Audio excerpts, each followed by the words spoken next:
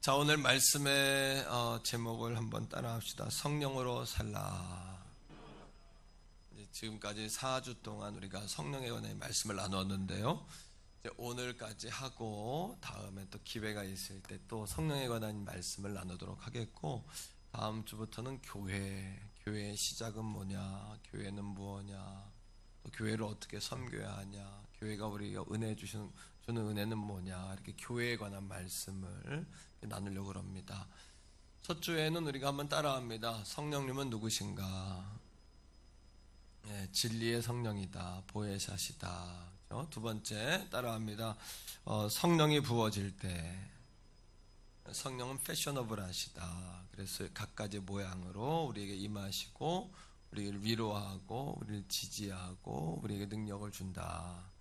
세 번째 따라합시다. 성령 받는 길. 믿지 않으면 아무것도 되지 않는다. 이건 약속이기 때문에 뭐뭐하면 뭐뭐하는 거다.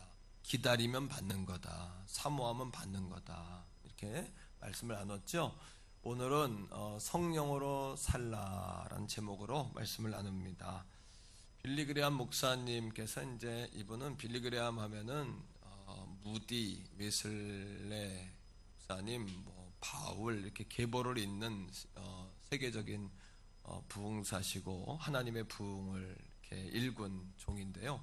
이분이 마지막으로 남긴 말 가운데 하나가 내가 가장 두려워하는 것은 하나님 그분의 손길이 내게서 떠나가는 것이다. 하나님의 손을 내게서 거두시는 것이다. 이렇게 고백했습니다. 한번 따라합니다. 하나님의 손을 내게서 거두시는 것.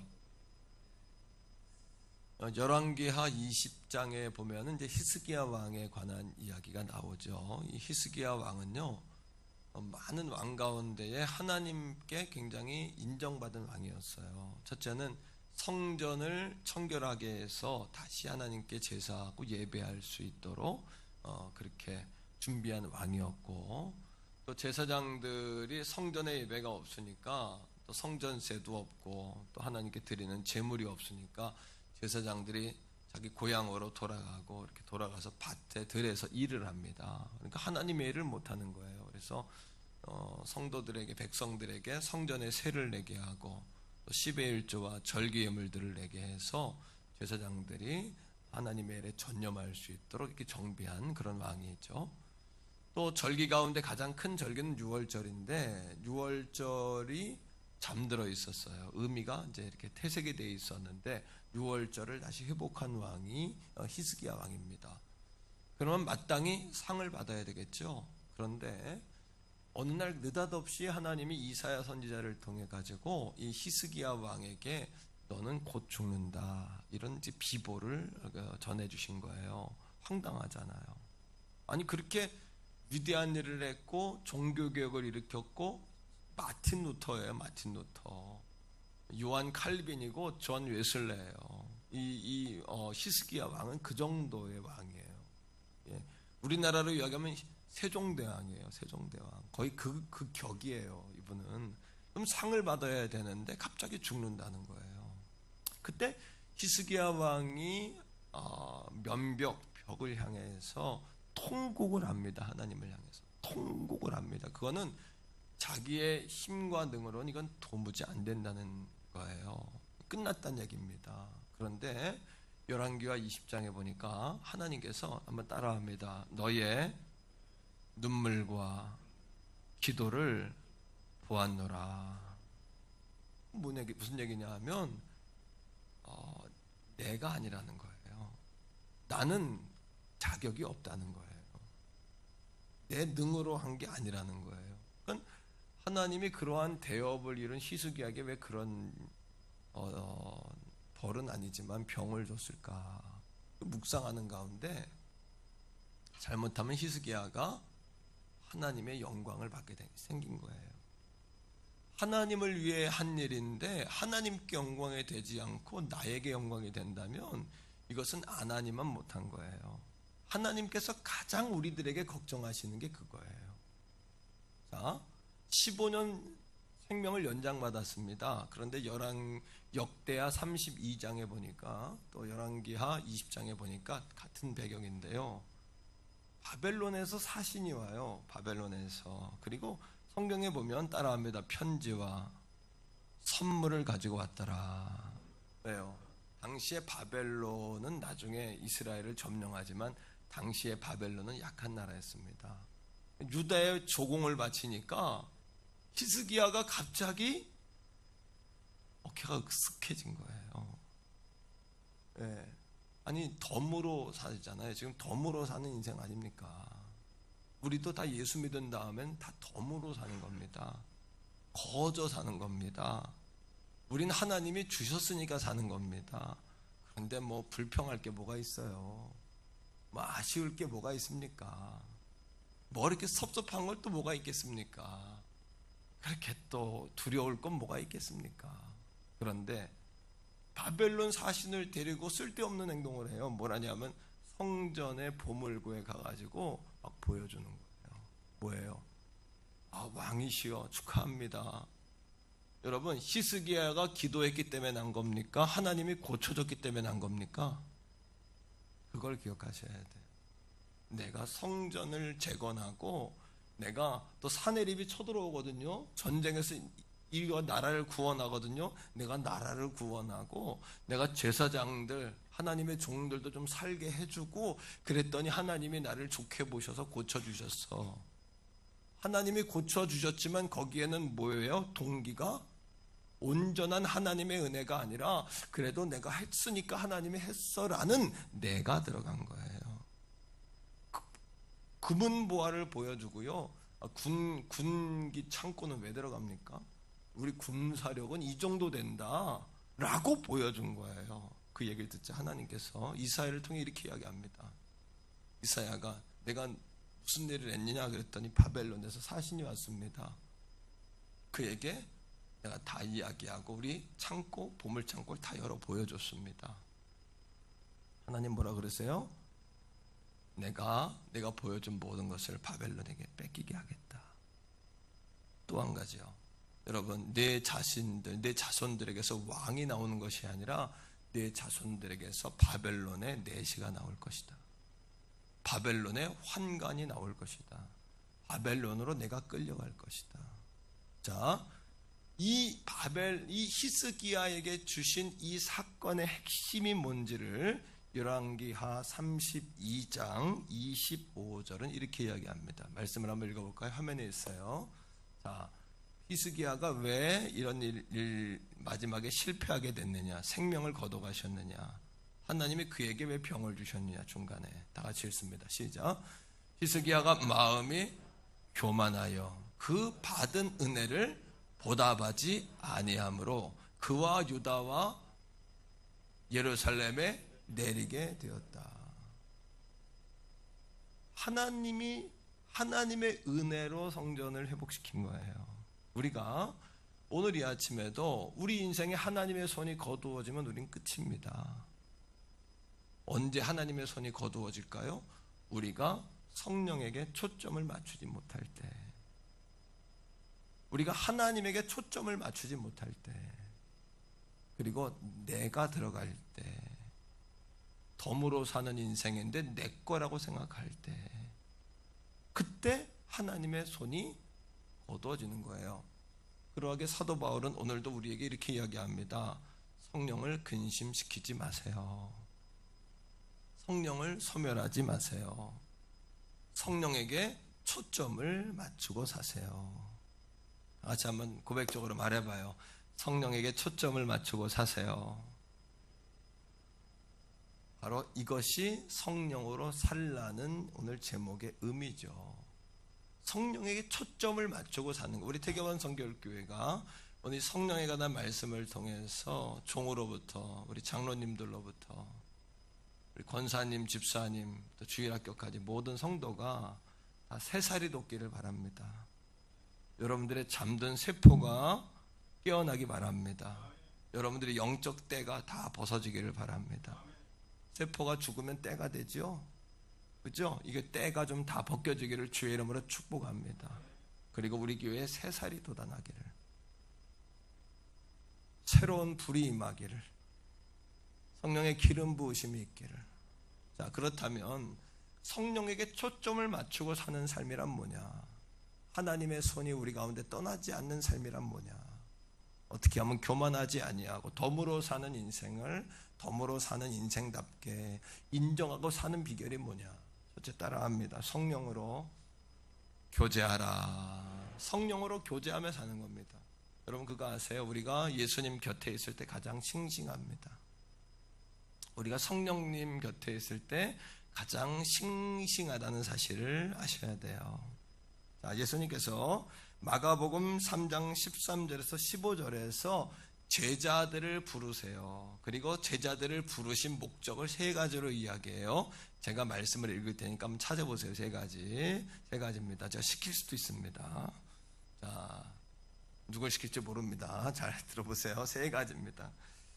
또 산에 오르사 자기가 원하는 자들을 부르시니 나온지라. 이에 12명을 세우셨으니 그 다음 이렇게 이야기해요. 이는 자기와 함께 있게 하시고 또 보내사 전도도 하며 귀신을 내쫓는 권능도 가지게 하려 하심이로라. 세 가지입니다. 첫째, 기억나는 대로 맞습니다. 전도도 하고, 두 번째 귀신도 쫓고, 맞습니다. 그런 능력도 주시고, 세 번째 그러나 이 첫 번째가 뭐냐 하면 우리를 부르신 첫 번째 목적은 뭐냐 하면요, 오늘도 우리가 히스기야처럼, 이건 사실 우리가 흔하게 범하는 그런 실수예요. 성령에게 초점을 맞추지 않는 순간에 나락으로 떨어집니다. 성령에게 초점을 맞추지 않는 순간에요, 덤으로 얻은 게 아니라 내 거다라고 착각하게 됩니다. 자, 그러니 주님이 제자들을 불러놓고 첫 번째 하신 일이 뭐냐 하면 그 목적을 이렇게 이야기해요. 따라합니다. 자기와 함께 있게 하시고. 왜요? 오늘 이 아침에 우리에게 큰 위기는요, 하나님이 우리를 내쫓으실 때 있는 것이 벌어지는 것이 아니라요, 내가 하나님과 주님과 함께하는 교제의 시간을 깊게 갖지 못한 그때의 위기가 옵니다.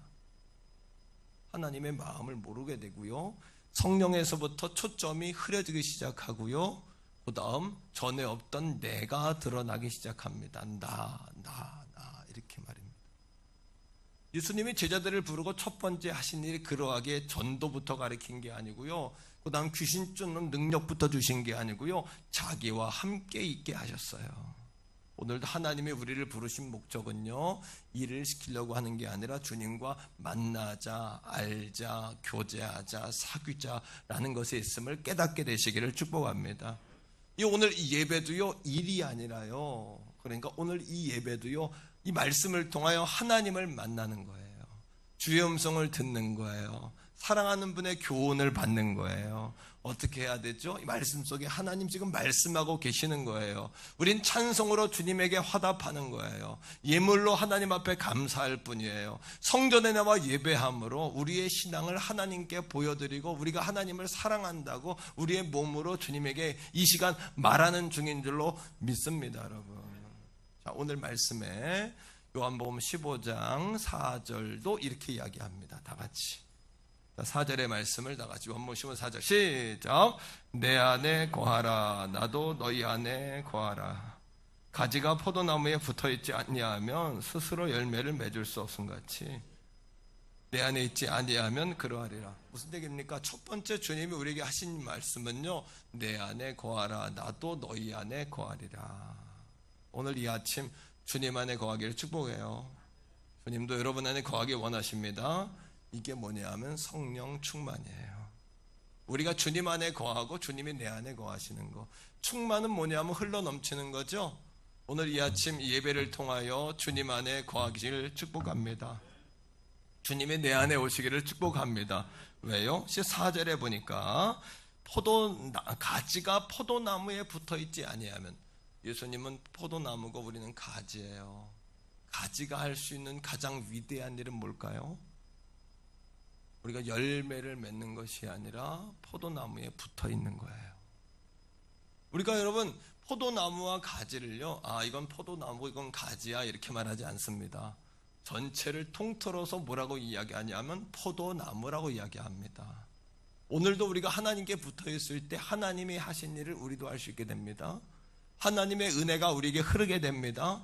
하나님의 자식인 것이 분명해집니다. 예수님을 자꾸 닮아가게 됩니다. 그렇죠? 스스로 할 수 없다. 오늘도 우리는 스스로 할 수 있는 자들이 아니라 포도나무의 가장 위대함은 포도가지가 포도나무에 붙어있는 것처럼 우리가 주님 안에 거하고 주님의 내 안에 오시는 이 성령 충만의 역사가 가장 귀한 역사인 줄로 믿습니다, 여러분. 그런데 이 거룩한 역사를 도와주시는 분이 성령님이란 말이에요. 왜요? 로마서 8장 16절 말씀 가운데 보니까 이렇게 이야기해요. 성령이 친히 우리가 하나님의 자녀인 것을 증언하신다. 성령님은 우리 안에서 내적으로 증거하는 분인데, 조명하는 분인데, 내가 하나님의 자녀다, 내가 하나님의 자식이다. 성령님을 자꾸 초청하셔야 돼요. 따라합니다. 성령님 환영합니다. 초청합니다. 도와주세요. 이렇게 성령님을 자꾸 모셔드릴 때 성령님의 내 안에서 증언하세요. 너는 하나님 아들이다, 하나님 딸이다, 너는 가지다, 주님은 포도나무시다, 주님과 먼저 함께 거해라, 사역이 먼저가 아니라 사귐이 먼저다, 주님을 먼저 성령님께 초점을 맞춰야 된다, 아니면 내가 순간 넘어지게 된다, 히스기야처럼 넘어진다. 성령님께 초점을 맞추라. 두 번째, 다시 따라합니다. 성령으로 두려움을 극복하라. 할렐루야. 성령으로 두려움을 극복하셔야 돼요. 우리 인생에 많은 두려움이 있습니다. 어떤 두려움이요? 버림받음의 두려움, 또 거절당함의 두려움, 또요 나를 반대하는 두려움, 실패의 두려움, 이런 두려움들이 다 있죠. 그런데 여러분, 이 두려움을 어떻게 하면 극복할까요? 극기 훈련을 좀 받으면 두려움이 없어질까요? 아니면 담력 훈련을 받으면 좀 없어질까요?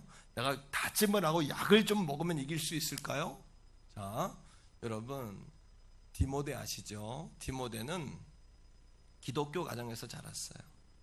그리고 그의 외할머니는 로이스, 그의 어머니 유니게는 믿음 안에 산 사람들이에요. 3대째 그리스도예요. 3대째. 예. 그리고 뿐만 아니라 바울의 영적인 아들로 목사님이 됐어요. 디모데는요. 그러나 그에게 문제가 있었어요.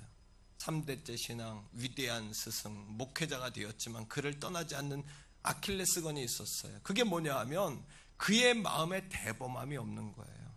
바울은 날마다 디모데에게 네 연소함을, 업신여김을 받지 마라, 업신여김을 받지 마라, 늘 약했던 거예요. 디모데가. 그리고 소심했어요. 너무 예민하고 소심하고 대범함이 없어요. 그때 디모데에게 바울이 내린 처방이 있습니다. 오늘 이 아침에 우리에게 주시는 영적 처방이에요. 자, 디모데후서 1장 6절로 7절인데요. 자, 한번 같이 읽겠습니다. 화면에 있어요. 자, 바울이 디모데에게 내린 처방인데, 시작. 그러므로 내가 안수함으로 네 속에 있는 하나님의 은사를 다시 불릴 듯하게 하기 위하여 너로 생각하게 하노니. 다시 하나님의 은사를 불붙인다. 하나님의 은사를 불붙인다. 자, 7절입니다. 계속해서요. 시작. 하나님이 우리에게 주시는 하나님의 은사를 불붙인다 그랬죠. 은사는 하나님이 주신 선물이죠. 하나님이 주시는 게 뭔지 보세요. 7절에 하나님이 주신 은사가 나와요. 시작. 하나님이 우리에게 주신 은사는 선물이에요. 그 다음 시작.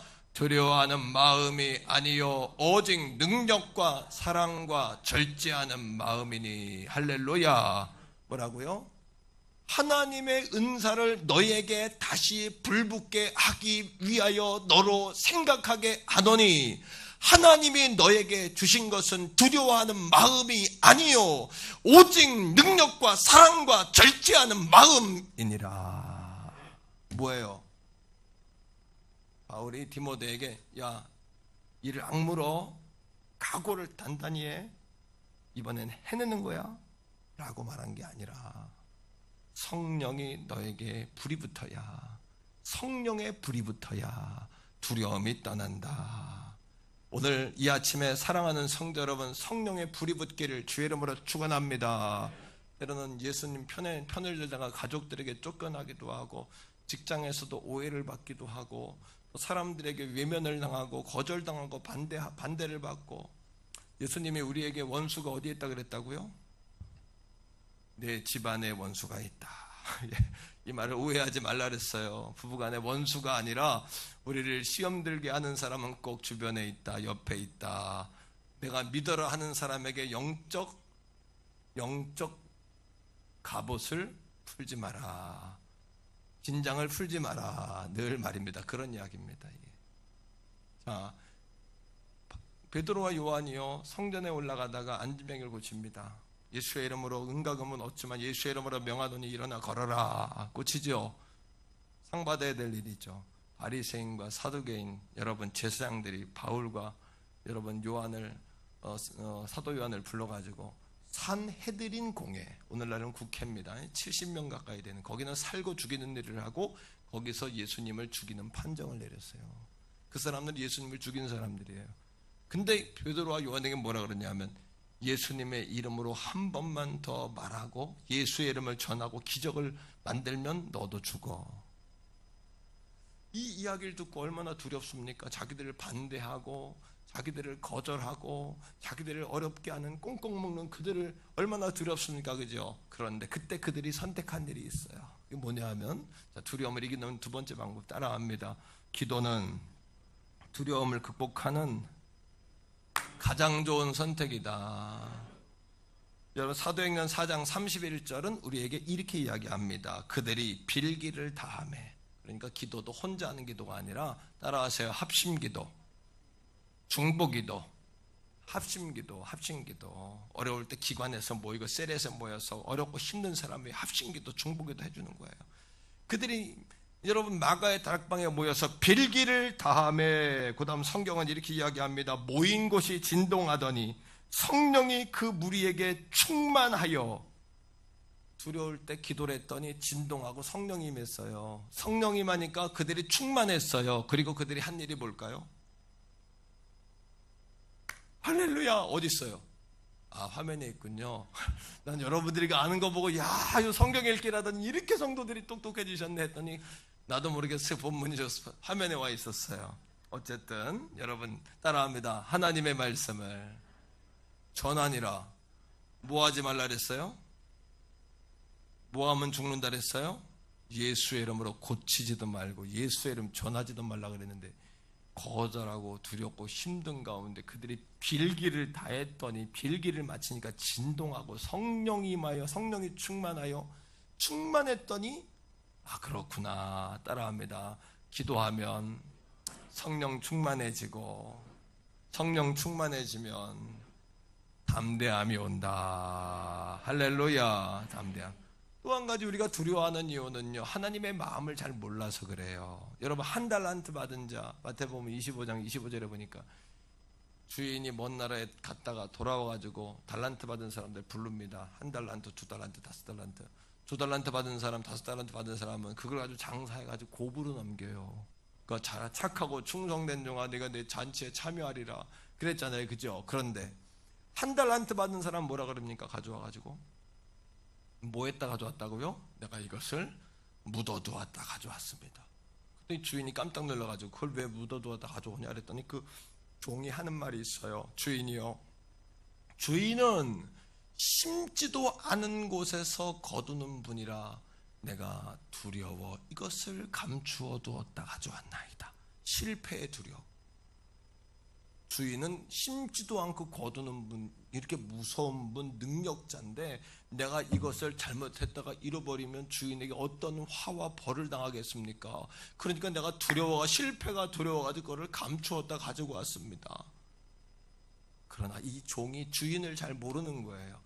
오늘 이 아침에도 우리가 두려운 이유는요, 하나님께 감동이 와도 순종하지 못해요. 뭐 할까봐, 실패할까봐. 안 해봤는데요, 해본 적이 없는데요. 하지만 여러분 따라합니다. 뭐든지 해야 된다. 지금은요, 뭐든지 다양성을 가지고 뭐든지 해야 될 시기예요.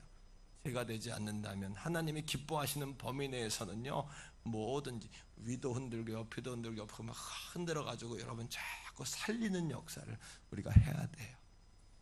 할렐루야. 예. 그럼 여러분 그 사람이 우리가 하나님의 마음을 모르는 거예요. 바로 그거예요. 하나님은 심지도 않고 거두는 분이에요.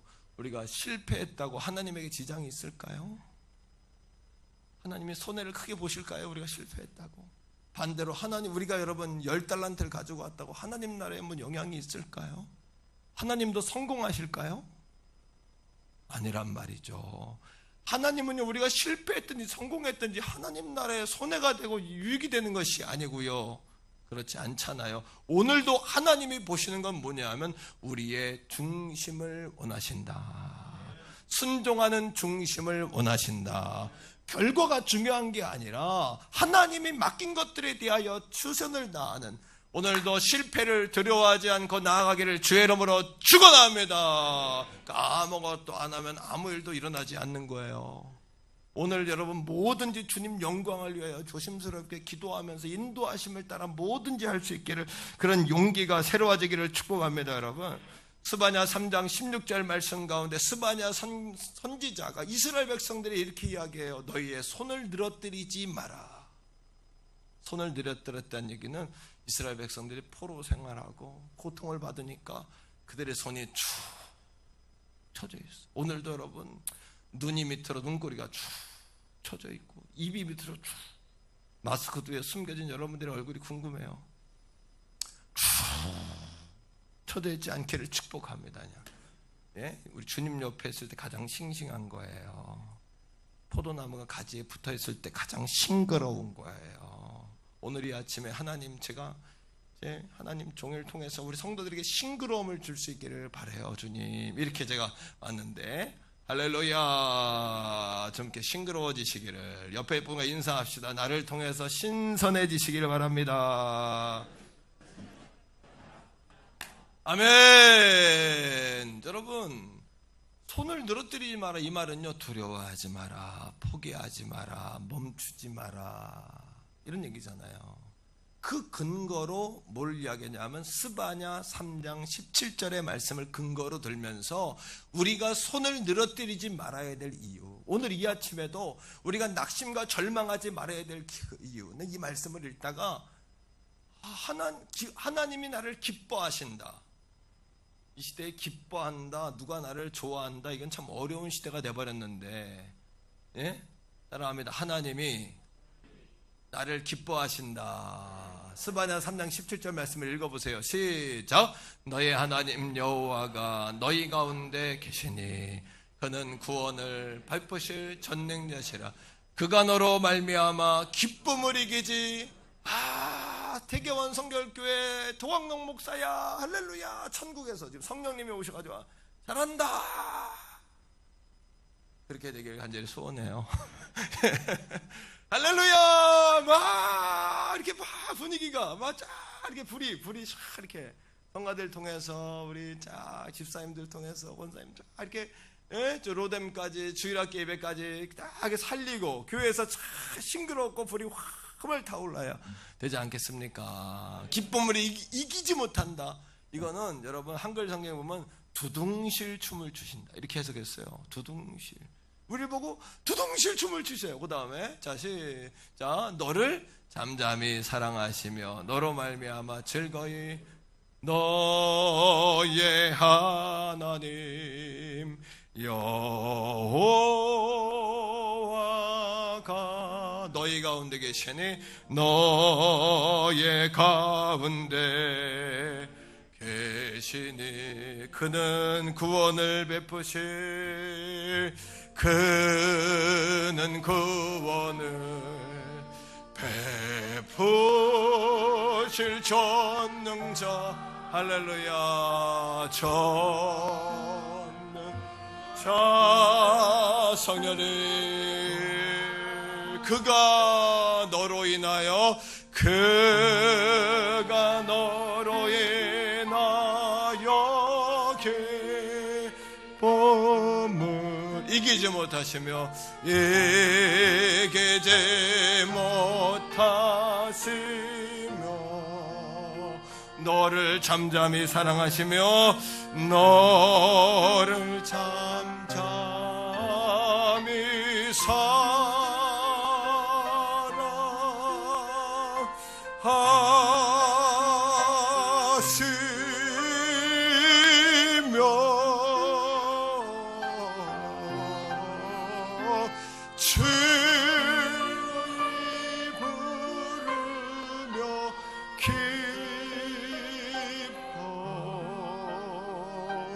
기뻐.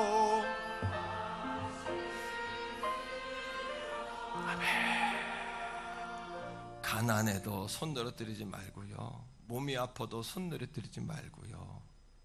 힘들어도 손 쭉 늘어뜨리지 말고요. 자식이 집에 학교 갔다 와서 고개를 옆으로 하고 힘이 하나도 없이 엄마가 밥 먹어라, 밥맛 없어요. 얘 뭐해라, 싫어요.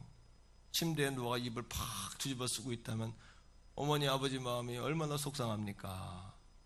오늘 아침 여러분의 막 손이 쭉 쳐져 있다면 하나님 보실 때 어떨까요? 아이고 이놈아, 가난해도 손 늘어뜨리지 말고, 몸 아파도 손 늘어뜨리지 말고, 힘들어도 손 늘어뜨리지 말고, 내 맘대로 안 돼도 손 늘어뜨리지 말고, 앞날이 어두워도 손 늘어뜨리지 말고, 우리 하나님 살아계시잖아요. 우리 하나님 살아계시잖아요. 할렐루야. 따라해요. 성령으로 기도하자. 아멘입니까? 로마서 10장 12절로 13절 말씀에 보니까 이렇게 이야기합니다. 주께서 모든 사람의 주가 되사 그를 부르는 모든 사람에게 부요하시니. 이게 기도의 첫 번째 능력이에요. 따라합니다. 부요하게 하신다. 기도하면 부요하게 하셔요. 여러분, 우리 생각에는 답이 없어. 염치도 없고 답도 없고 돈이 씨가 말랐고 나를 도와줄 사람이 없어. 그런데 여러분, 하나님은 아버지시기 때문에 그럼에도 불구하고 도와주세요. 그게 부모 아닙니까? 돈을 빌려서라도, 없는 돈 여러분 긁어서라도, 과거에 머리카락 잘라서라도 우리 어머니들이 결혼 반지 다 팔아서도, 제가 결혼하고 6개월 만에 우리 사모가 구소소매를 갔다 왔대. 갑자기 왜 갔다 왔어? 그랬더니 당신 등록금 내려고 폐물 다 팔고 왔다는 거야. 그래서 당시 350만 원 있지도 않아. 지금 등록금 내려고 사모가 가서 팔고 왔더라고. 여러분, 없으면 폐물이라도 팔아가지고 부모들이 다 도와주는 거예요. 자식들. 여러분, 우리 하나님께 답이 없고 염치가 없어도 부모는 자식 편이에요. 염치가 없어도. 그래서 여러분, 프로디갈 갓, 팀 켈러 목사님이 쓴 프로디갈이 뭐냐 하면 낭비한다는 얘기거든요. 낭비, 우리나라 말로 탕부의 하나님, 프로디갈 갓 이란 책이 있는데, 탕자만 낭비한 게 아니라 우리 하나님도 낭비하신다는 거야. 우리가 돌아오기만 하면 금가락지 준비해놓고, 신발 준비해놓고, 옷 준비해서 갈아입혀라. 이건 뭐예요? 신분의 회복이에요. 그 다음에 잔치를 벌여라. 이건 뭐예요? 우리를 하나님의 풍성함과 기쁨으로 초대하신다는 얘기예요. 프로디갈, 이게 좀 말이 좀 거칠고 좀 그런데, 하지만 낭비한다, 허비하는, 우리 허비하신 하나님의 사랑이야. 이게 부모님 사랑 아닙니까? 하나님은 도와주신다니까요. 부모가 자식은 야단쳐도 도와주잖아요. 답이 없다고요? 여러분들 하나님입니까? 히스기야입니까 여러분이? 오늘도 기도하는 게 겸손이요, 기도하고 구하는 게 자식의 도리요. 그러니까 하나님께 기도하면 우리에게 부요하게 하시고 그의 이름을 부르는 자마다 구원해 주신다. 할렐루야. 기도하되 우리가 성령의 도우심을 받아 기도해야 돼요. 왜? 요한서 8장 26절 말씀 가운데 이렇게 이야기합니다. 다 같이 따라합니다. 이와 같이 성령도 우리 연약함을 도우시나니 우리는 마땅히 빌 바를 알지 못하나. 이거예요. 우리가 마땅히 빌 바를 알지 못하는데, 우리라는 단어는 1인칭이지만 대명사이고 복수예요. 이거는 누구냐? 사도 바울, 말하는 위대한 사도 바울도 자기도 마땅히 빌 바를 잘 모른다는 거예요. 오늘 우리도 마찬가지예요. 우리가 어떻게 기도해야 될지 잘 몰라. 그러니까 기도하기 전에 항상 성령님 기도할 수 있도록 도와주세요를 성령님께 또 기도해야 돼. 아시겠죠? 예배하면서도 어떻게 예배할지 모르겠어요 라고 얘기하면서 또 기도하셔야 돼요. 이게 성령이 또 도움을 청하는 거예요. 왜? 우리가 마땅히 빌 바를 알지 못하니까. 그 다음에 따라합니다. 성령이 연약함을. 바울이 자기도 연약하다는 거예요. 사도도 연약한데 우리야 보통 연약합니까? 우린 다 연약한 존재예요. 그러니까 성령님이 내 안에서 내적으로 증언해 주셔야 돼. 따라합니다. 도우시나니. 뭘 돕냐? 로마서 8장 16절에 있는 말씀처럼 성령이 친히 우리가 하나님의 자식인 것을 증언한다 그러잖아요. 우리에게 증언하는 거야. 야, 김집사야, 김집사야, 내 하나님 딸이야. 하나님께 기도해. 서권사야 정권사야 기도해. 하나님께 기도하면 돼. 성령님이 도와주시는 거예요. 우리 현실은 뭐예요? 답답하고 답이 없어요. 하나님은 뚫으실 수 있어요. 치우실 수 있어요. 잠잠하게 하실 수 있어요. 변하게 하실 수 있어요. 먹이실 수 있어요. 우리 아버지 하나님이세요. 그거를 성령이 증언하는 거예요. 우리 안에서. 염려하지 마요. 두려워하지 마요. 내가 여러분 선물과 같은 말씀 하나 드릴게요. 누가복음 12장 2부 예배 때니까 안 했어요. 누가복음 12장 11절 12절에 두려워하지 말라고 하는 얘기예요. 성령이 도와준다는 얘기예요. 두려운 사람 앞에 서걸랑 마땅히 행할 말도 알려주신대. 염려하지 마세요. 염려하지 마요. 읽어볼게요. 누가복음 12장 11절. 사람이 너희를 회당이나 위정자나 권세 있는 자 앞에 끌고 가거든 어떻게 무엇으로 대답하며 무엇으로 말할까 염려하지도 말라. 12절 다 같이 읽어봐요. 시작. 마땅히 할 말을 성령이 곧 그때에 너희에게 가르치시리라 하시니라. 할렐루야. 이게 여러분 얼마나 진리인 줄 아세요? 12절 다시 한번 읽어봐요. 자, 12절 시작. 마땅히 할 말을 누가 언제 누구에게 어떻게 하신다고요? 가르치시리라 하시니라. 우리의 연약함을 성령이 도와주시는 거예요. 이제부터 우리 태교원 성결교회 가족 여러분, 우리 교회에 새로운 역사가 시작됐어요. 새살이 돋기 시작했어요. 묵은 때 털어버리고 과거의 교회, 과거의 영광으로 살려고 하지 마세요. 과거에 했으니 오늘도 하리라. 아니요. 이 주의 종이 어떻게 하면 영적으로 목회할까라고 주님 앞에 나아가잖아요.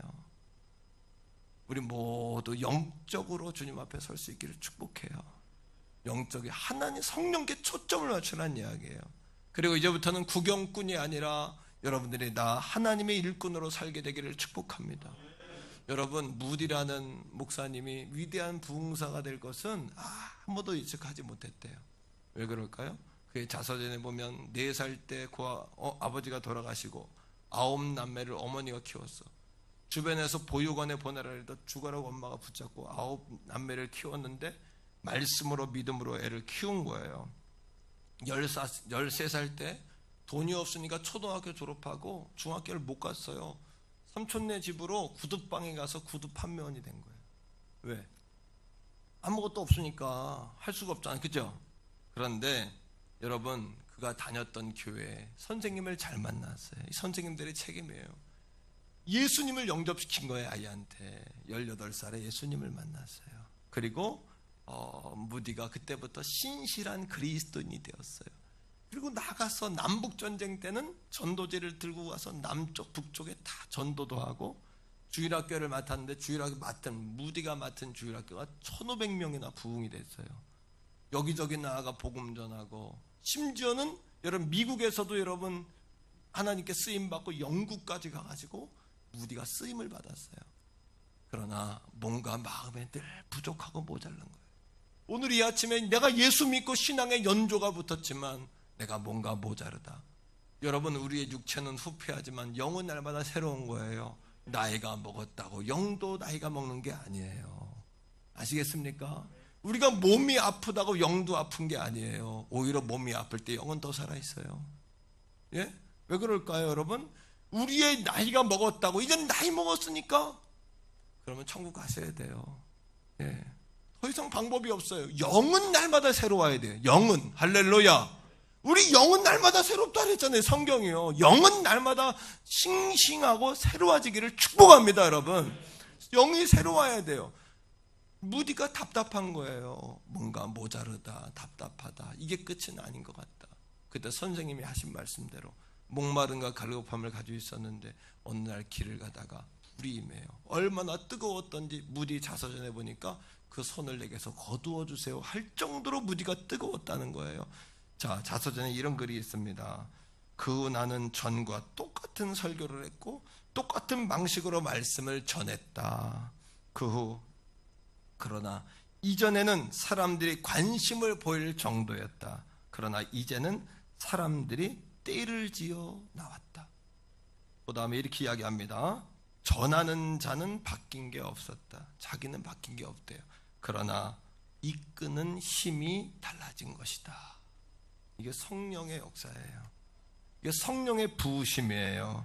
자, 오늘 우리 모두가 다 무디가 될 수는 없어요. 그러나 성령이 우리에게 임하실 때 우리를 통해 수많은 사람이 복을 누릴 수 있어요. 우리를 통해 수많은 사람이 살아날 수가 있어요. 예수님께서 마태복음 9장 37절에 추수할 것은 많은데 일꾼이 적대요. 나는 이 말씀 들을 때마다 이해가 안 갔어요. 일꾼이 적다는 게 이해가 되나? 하나님, 저부터도 하나님, 나는 어려서부터 중학교 2학년 때부터 서원하고 오늘날까지 50이 넘어서까지 하나님, 저는요 지금도 하나님께 쓰임받는 게 소원이에요. 과거에 내게 기름 부으셨거든요. 내 기름 부음 받은 증거가 있거든요. 지금도 기름 부음 받거든요. 앞으로 나는 주님 없으면 못 살아요. 근데 일꾼이 없다고 여기 나도 있잖아요, 하나님. 근데 한 성령님은 추수할 곡식은 많은데 일꾼이 없대요. 이 말은 교회가 많고 목사도 많고 성도도 많지만 그리스도께서 보내신 성령의 음성에 순종하는 자가 없다는 거예요. 교회가 없는 게 아니라 성령의 음성에 순종하는 자가 없다는 거예요. 우리 태교원 선교교회 성도들에게 새롭게 세포들이 깨어나길 바랍니다. 새살이 돋기를 바랍니다. 과거의 교회가 아니라 우리 교회가 오늘의 교회, 내일의 교회 되기를 축복합니다. 오늘의 기름 부음으로 살기를 축복합니다. 할렐루야. 문제는 순종이에요. 여러분, 빌립 집사님 알죠? 성령에 순종하여 쓰임받은 빌립 집사님. 빌립 집사님이 성령 받고 사마리아 땅이 변화가 됐어요. 얼마나 바쁩니까? 그런데 하나님이 성령께서 빌립 집사님에게 사마리아 광야로 가래요. 도시가 아니라 광야로. 아니, 도시도 지금 내가 감당을 못하는데 광야가 누가 했다고 가라 그럽니까? 덜 바쁜 사람 보내세요. 내가 얼마나 이게 지금 할 일이 피곤해요, 나 지금. 이럴 수 있잖아요. 광야로 가는 거예요. 이게 성령께 초점을 맞춘 사람의 인생이고 성령으로 사는 법이에요. 성령이 말씀하시면 하는 거예요. 갔더니 뭐가 있어요? 이디오피아로 내려가는 4시가 마차를 타고 내려가요. 마차를 타고 내려가는 마차가 한 대 있어. 그런데 여러분, 사도행전 8장 29절에 보니까 성령이 뭐라고 그러시냐면 빌립더러 그 수레로 가까이 나가라. 가까이 나가라. 가까이 가보니까 이 4시가 뭐하고 있냐 하면 내무부 장관이거든요. 성경을 펴가지고 예루살렘에 왔다 가면서 성경을 펴가지고 선물 받은 성경을 읽는데 이사야서를 읽고 있는데 뭔 얘기인지 모르는 거예요. 이 땅에 오신 메시아, 어린 양 예수, 어린 양에 관한 이야기 읽으면서 빌립이 가보니까 성령의 음성에 따라 가보니까 그걸 읽고 있는데 고개를 갸웃갸웃하고 있는 거예요. 내가 그것을 깨닫느뇨? 그랬더니 그 4시가 뭐라 그래요? 내게 알려주는 자가 없는데 내가 이걸 어떻게 알리요? 아주 평범한 사건 같기도 하고 하지만 구체적인 음성이에요. 그런데 이 평범하고도 구체적인 음성에 순종한 빌립을 통해서 저 성경에서는 처음으로 아프리카 땅의 복음이 전해진 거예요. 아프리카로. 오늘도 사랑하는 성도 여러분, 우리가 작은 음성에 순종할 각오가 되어 있어야 합니다. 이게 성령으로 사는 비결이에요. 성령에게 초점을 두고 사는 비결이에요. 이것이 위대한 일이에요. 이것이 진정한 성령 충만이에요. 이것이 위대한 일이란 말이에요. 이것이 우리를 구경꾼이 아니라 우리를 하나님의 일꾼 되게 하는 비결이에요. 오늘도 이 시대는 직분과 서열을 파괴하는 시대예요. 세상도 마찬가지예요. 과거에는 순리대로, 연령순대로, 경험대로 갔지만 지금은 어린아이들이 어른을 능가하는 시대고 회사에서도 그러고요. 세상에서도 다 그래요. 그런데 하나님은 교회에서도 그래요. 선생님 아세요? 구경꾼으로 머물러서는 안 된다는 거예요. 하나님의 일꾼으로 계속해서 쓰임 받으셔야 돼요. 하나님의 나라는 성령 순이에요. 쓰임 받는 순이에요. 더 이상 우리가 구경꾼이 아니라 일꾼이 되기를 축복해요. 우리 교회 리더십들이 강건해지기 원하고 우리 교회 안에서 리더들이 많이 나오기를 소원해요. 우리 교회가 과거에 머물러서는 안 돼요. 우리 교회는 앞으로 나아가는 교회예요. 멈추지 않는 교회예요. 멈추지 않는 교회란 말이에요. 우리 교회는요. 그리고요, 오늘 이 아침 우리의 기도의 제목은 이사야 선지자처럼 주님, 내가 여기 있나이다. 나를 보내소서. 이렇게 구한 우리 모두가 다 되기를 주의 이름으로 축복합니다. 이 시간에 우리 같이 한번 기도할 때 우리 다 같이 한번 고백적으로 따라하세요. 성령님, 오늘의 기름을 부어주세요. 한 번 더요. 하나님, 구경꾼이 아니라 하나님의 일꾼이 되게 해주세요. 한 번 더요. 성령님, 죽은 세포가 아니라 살아있는 세포가 되게 해주세요. 멈추지 않는 교회가 되게 해주세요. 할렐루야. 오늘 방송으로 예배하는 분들도 기도하세요. 오늘 교회에 있는 분들도 기도하세요. 우리 교회가 그렇게 멈추지 않는 살아 움직이는 생명 있는 교회, 쓰임받는 교회, 기름 부음 받는 교회로 쓰임받도록 주여 한번 부르고 간절히 부르짖어 기도합니다.